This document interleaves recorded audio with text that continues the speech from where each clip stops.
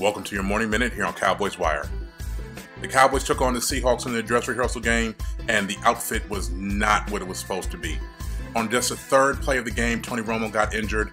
He got hit from behind as Frank Clark was able to embarrassingly beat Doug Free around the corner on the right side, came up behind Romo after he was trying to escape from the pocket, swiped for the ball, gave him a big hit, and knocked Tony Romo out for the rest of the game. This is something that we feared. It looks like Tony Romo can't even play back-to-back weeks anymore. Third time in a row since the start of last season that he played a game and then was knocked out in the subsequent game.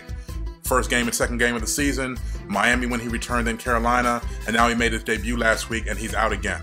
Now, they're going to poo-poo this and say that it's not a serious injury because that's what the Cowboys do when it comes to injury. They have 17 days to prepare for the season opener against the New York Giants, and we hope and pray that it's not a serious injury, but it's a back injury for a guy that has had 2 back surgeries and then another incident where he had a broken back. This isn't playtime, folks. This is real.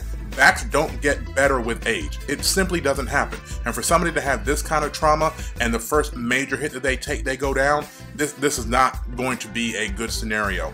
We knock on wood that Tony Romo is going to be okay. The hopes of the Cowboys really are pinned on Tony Romo being able to play the majority, if not all of the season, but it's not looking good right now, no matter how much he was begging to get back in the game. The true test will be to see how he responds after a night of rest if the back tightens up even more, which he says was the issue when it happened. But all in all, it's just a very scary proposition because as good as Dak Prescott looks during the preseason, it's still the preseason. And he had a great game against Seattle yesterday, considering all things that were put into place as far as who he was facing. But he will have to face #1 defenses all the time and be facing defenses that scheme against him if he's ever thrust into the spotlight, which is why we wanted so much for a veteran backup to be in place just to be able to handle that kind of pressure and to be able to respond accordingly.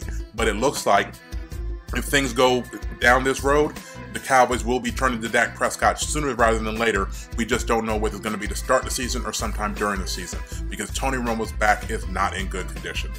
That's it. That's all I got. Your Morning Minute here on Cowboys Wire. I'm KD Drummond. Salute.